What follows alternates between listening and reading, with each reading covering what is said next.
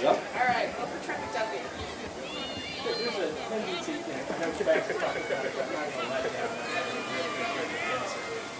What do you feel like is the edge and mentality of this team that tells you you're not going to have that? Yeah. Honestly, I think it just goes back to the foundation that we built. You know what I mean? I mean, for me personally, being here the past 2 years, this defense has just consistently gotten better and better. And I think we're a group of guys that every day we come out to practice, every day we go into the meeting rooms, we have a purpose. And we're out there to prove that last year wasn't a fluke, you know what I mean? So I feel like the standard has been set, and I think having somebody like Coach Spags to really just lay the foundation from day one and say, this is what we're shooting for, this is what we're doing, I feel like everybody's bought in, and I think that's been the best part about being out here so far. Was there a point last year that you knew how good you were going to be defensively, where you saw things coming together and said, okay, we're going to be the number 2 defense or whatever you guys have out there? Yeah, I mean, I don't know if you guys remember last year me talking, but last year OTAs, I mean, that was when I first was like, whoa, I mean, coming from rookie year and then going to that spring, I was like, okay, things have been like a little different, you know, like something about the defense was clicking on all cylinders. And I feel like from that OTAs to going into training camp to the first game, I mean, every single game I felt like the defense just got better and better and better. Each player got more comfortable and confident. So I saw that from a very early on time period that I really, really good.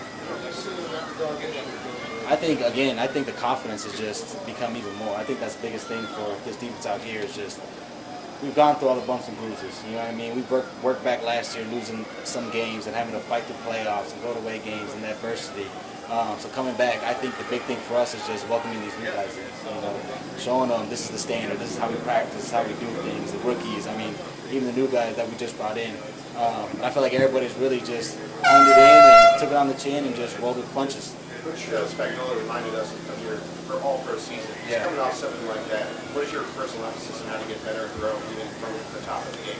Yeah, I mean, last year, yeah, all-pro, but I feel like, I mean, I still was learning so much. I mean, last year was really my first time at the nickel position, and then this year, LJ leaving, moving to the outside, I mean, it's a whole different ballgame, you know what I mean? Inside, you know, you got help here and there, you can do things a little differently, but on the outside, on the island, you got to be a technician. And coming into this camp knowing that I might have to do some more of that, it's been each and every day just working little by little on technique, and just trying to perfect myself out there. So still growing, still learning, and I feel like that's one thing that wakes me up every day. You know, when Darius shut down some of the better receivers in the game, how willing and how vocal have you been about maybe doing that this year if they call upon? I mean, I told Spags, wherever he needs me, like I always say, that's where you can put me. Going against the best of the best, you know, that's why we play this game, to go against the best of the best. So be able to compete no matter who it's against, I'm ready to do that. You're the best guy in that leadership, DB role. How much are you embracing that leadership role? Yeah, man, I mean, I'm not somebody, you know, who's going to be that rah-rah, you know, leader, jump in front, yelling at everybody.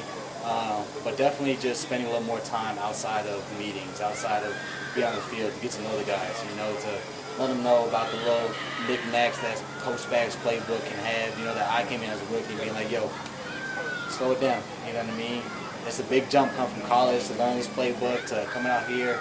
Coach Reed's training camps, the LDDs, and you're going to be tired, you're going to be bumps and bruises. So to settle in, like, we're going to bring you up to speed. So just rely on us, and that's something that I've really been just trying to make myself do each and every day is just making sure I tell the guys, like, it's going to be all right. Guys don't talk about it. Guys don't talk about it a lot. But Chris and Nick both talk about how they worked on their mental, you know, in the offseason. How much have you done? Man, it's huge.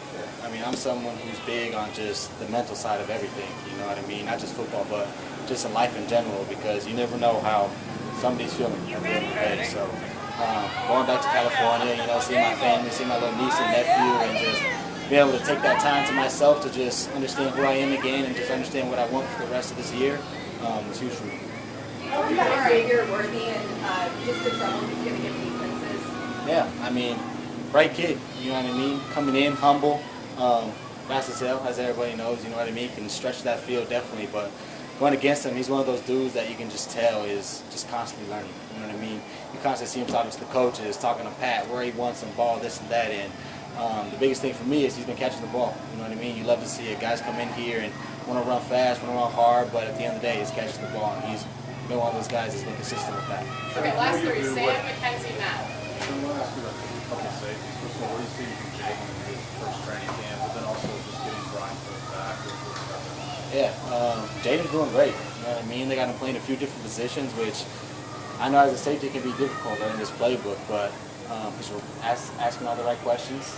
You can tell each and every day he's coming in and taking notes and focusing in and trying to do everything the correct way, which you love to see on the back end because doing what he's doing is pretty difficult. So just seeing his growth from spring to now has been huge. So I'm excited for him. And then, you know, B. Cook, love the energy. I mean, you miss a guy like that out there that finishes every play. You know what I mean? You see him each and every play running down the field 80 yards to tackle the ball carrier.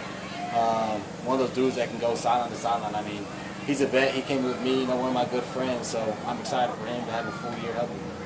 Mackenzie. Trent, what does a corner need to have in order to thrive in this scheme? Man, it honestly comes back to knowing your responsibility on each and every play. Coach Baggs has a lot of plays in, and we do a lot of different things. You can be a cover 3-pointer, cover 2-pointer, cover 4. I mean, we have all the coverages. So knowing where your leverage is and knowing where your help is, and at the end of the day, I mean, Coach Baggs talks about it all the time. It's just disrupting the routes. You know what I mean? Getting your hands on the receivers and messing up that time is the best thing the corner can do in this defense. Last one, Matt. You mentioned you're not the raw guy.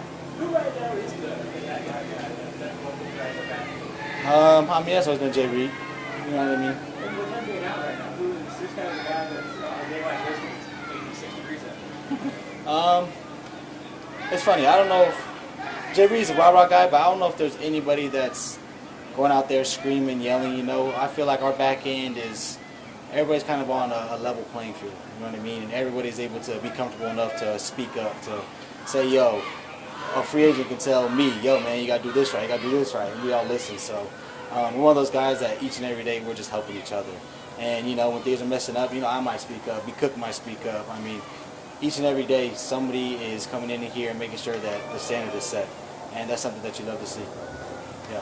Thanks, Trent. Appreciate you guys. Appreciate it.